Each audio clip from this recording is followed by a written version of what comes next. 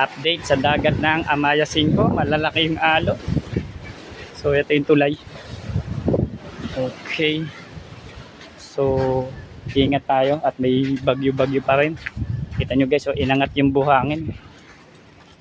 So grabe. Buhangin.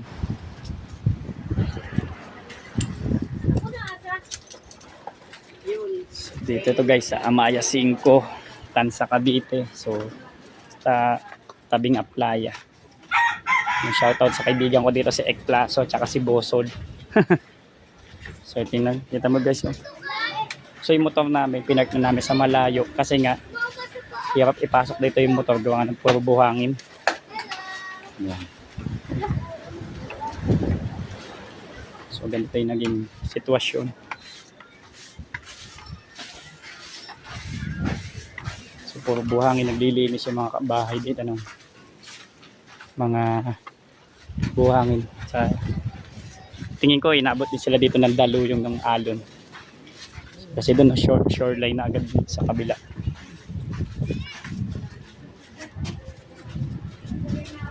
Lakad namin, mula Cavite kay Salinas eh.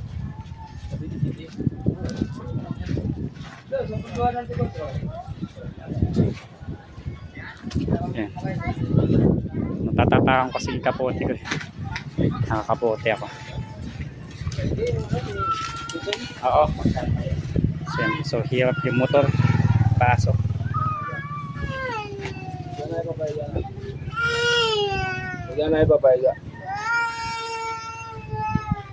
So yun. So hirap ipasok yung motor. Gawa ng buhangin. Kita nyo. Inangat talaga. Grabe. So yung ano nila dagat to. Galit na galit yung alon.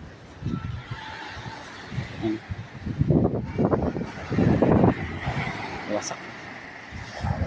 Wasak yung mga bahay. Wasak. Okay. So yun yung nangyari dito. So yan, taas ng buhangin. So yung buhangin sa dagat, inakit dito sa daan, sa kalsada. Naglagay din sila ng mga sandbag. Protection sa alon. So yan. So hindi may pasok yung mga motor dito basta-basta. Sobra.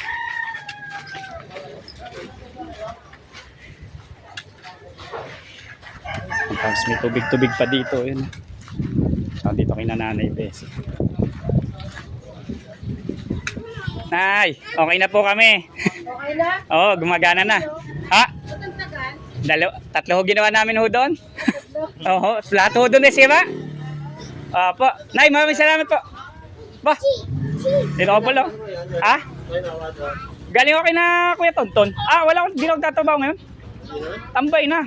Saan ba dito si Bosel yata nag-anon, di ba? Nung nakita ko si Ek, nasa evacuation pa? Siya yata bahay eh. Siya yata bahay ni Ek eh. Galing ako doon nung nakalaki na Ek eh. Saan ba dito sila Temyo? Lagi ako nandito.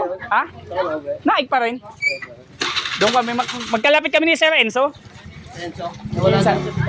Wala na oh. Sige pre. Teka. Nakita pa namin ng tropa. Sa mga dati kong kasama sa trabaho. Okay. So dito na lang. Maraming salamat.